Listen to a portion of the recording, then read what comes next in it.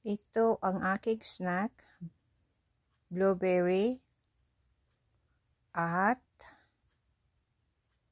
mango.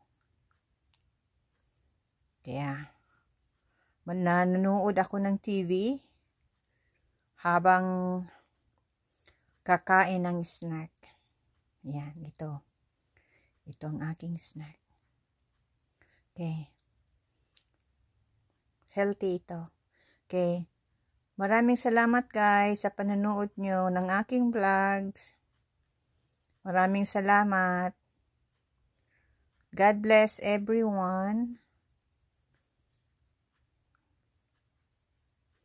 Maraming salamat sa inyo lahat sa pag-subscribe sa aking channel. Okay. God bless.